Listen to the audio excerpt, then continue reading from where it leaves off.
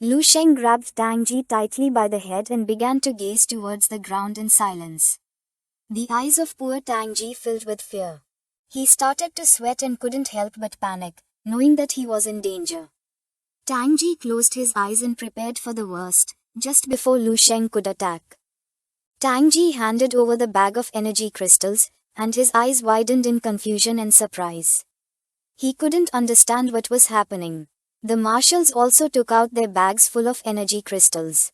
The southern marshal began to sweat, and his eyes widened with fear. He decided to hand over everything they had. The northern marshal started observing Lu Sheng in silence, and his jaw dropped. While on the other side, the attention of the western marshal fixed on our boy, and his eyes began to shine with seriousness. He also decided to give all the energy crystals he had to Lu Sheng. Lu Sheng's eyes, who was holding a bag of energy crystals, began to shine with joy, and a smile spread across his face. He started observing them and nodded his head, explaining that this should be more than enough. He used his power, making the energy crystals emerge from the warriors' bags and begin to move toward the giant energy crystal.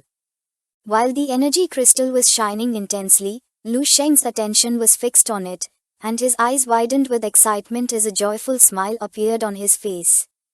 He had finished warming up and now decided it was time to return. His eyes began to shine with determination as he gained momentum and jumped with a smile. The other warriors remained watching our boy in silence without saying a single word. He started flying quickly through the sky like an airplane. And his eyes expanded with confidence, knowing that this was going to be an unprecedented battle. For him, this was very exciting. Lu Sheng used his power and gradually began to distance himself from the warriors along with the energy. Everyone's attention was fixed on him.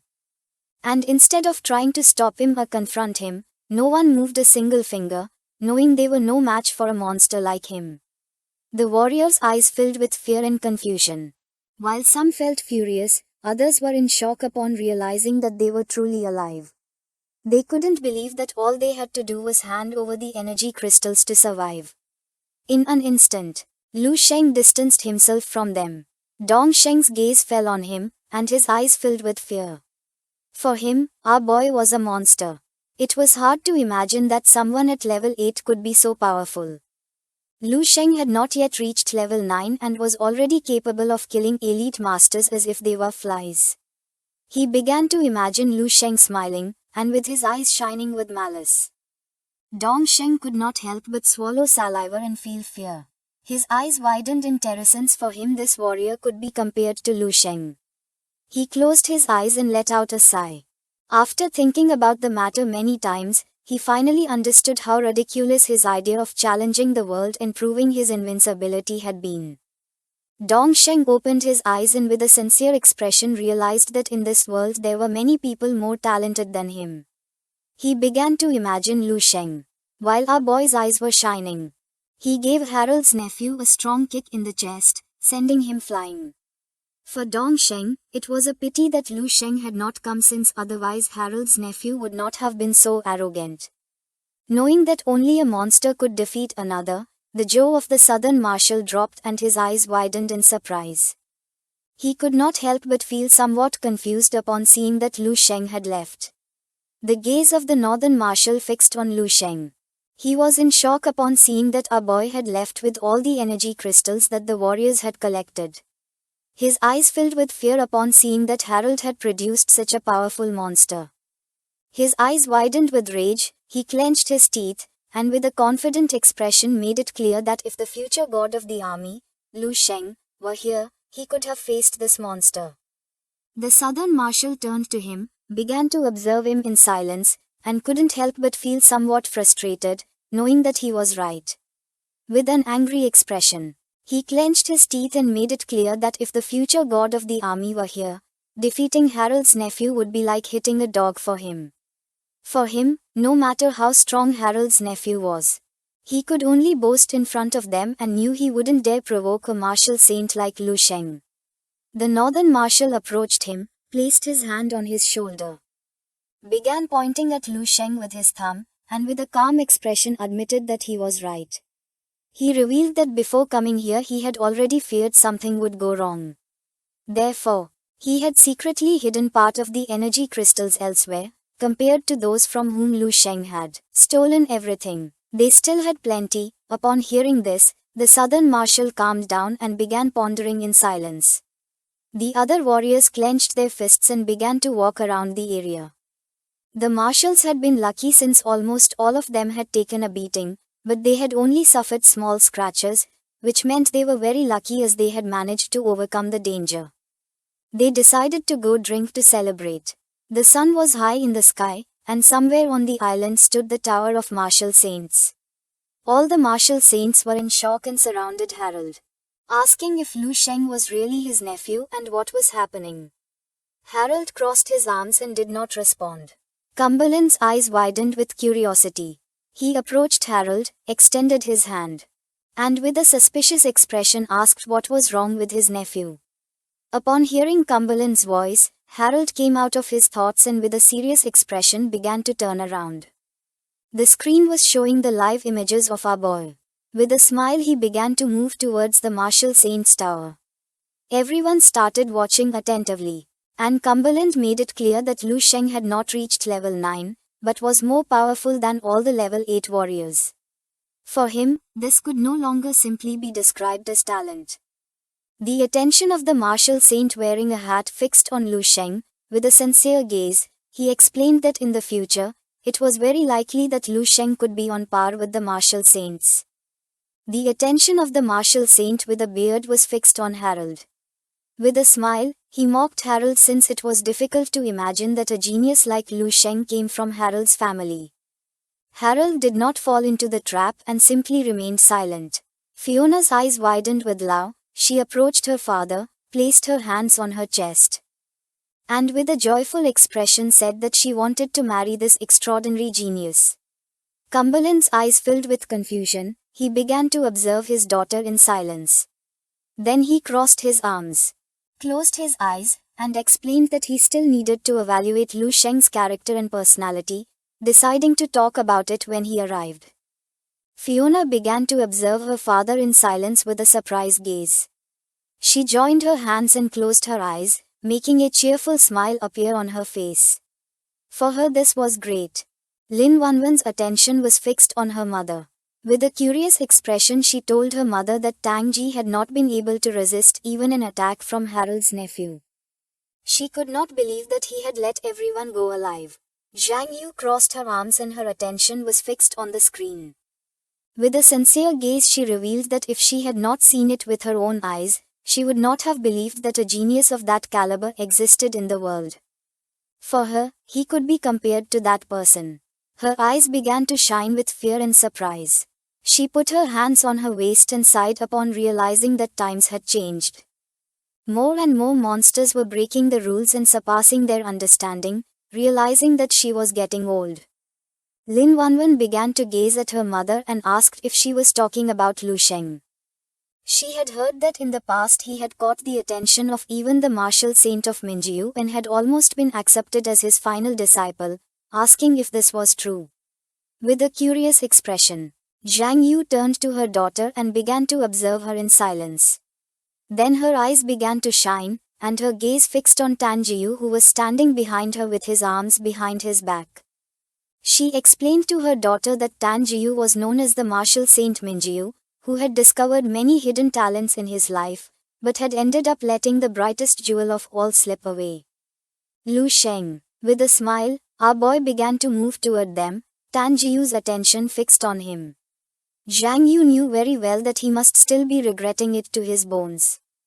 Tan Jiu's eyes began to shine with rage, and his gaze fixed on Lu Sheng.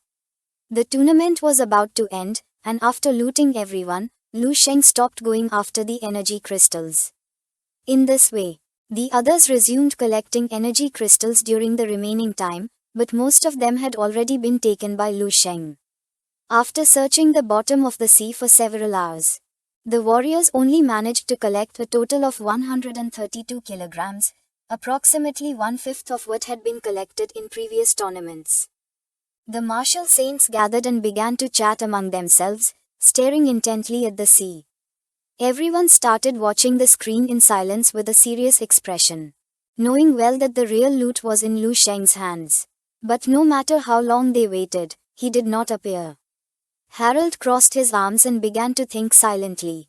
The hooded martial saint approached him and, with a suspicious expression, asked if his nephew had broken the bracelet and fled, revealing that since he was Harold's family member, if something strange happened, he would have to take full responsibility. Harold remained silent, began to gaze at the ground, and could not help but feel somewhat furious, his eyes filled with rage and fear, causing sweat to appear on his face. He did not know why they were asking him this since he did not know either. Lu Sheng was a dragon who could not be provoked. If he really took all the energy crystals, he would not be able to do anything about it either. He thought he was dead since now everyone was convinced that Lu Sheng was his nephew, and if things got complicated, he feared that the martial saints would tear them apart alive. He began to pray for Lu Sheng to return quickly. Tan Zhongwu, who had his arms behind his back, began to observe the screen and with a serious expression revealed that Lu Sheng had arrived. Our boy, along with the giant energy crystal, began to move quickly toward them. Our boy's body was surrounded by a powerful energy and his eyes were filled with excitement. Several minutes later, he reached the shore of the island and, using his power, gently lowered the energy crystal onto the sand. Then he started to touch it and, with a confident expression, turned toward the martial saints. Making a smile appear on his face, the martial saint's eyes widened in surprise upon seeing such a large energy crystal. The presenter of the tournament, who was wearing glasses, approached Lu Sheng and while touching the energy crystal with his hand, with a smile revealed that he had collected a total of 545 kilos. The attention of all the martial saints was fixed on the crystal. They clenched their fists and could not help but feel joyful. Cumberland's eyes were filled with seriousness. He began to observe our boy and praised him for having collected this amount of energy crystals. He knew that this time the collection had reached between 500 and 600 kilograms, being 50% more than last time, which meant that the martial saints were going to receive a greater amount of energy crystals compared to the past. His eyes widened with joy and with a kind smile. He explained that Lu Sheng's excellence was undeniable. The final victory and glory belonged to him. He asked what his name was since he had the right to be remembered by everyone present. Fiona's eyes began to shine with love.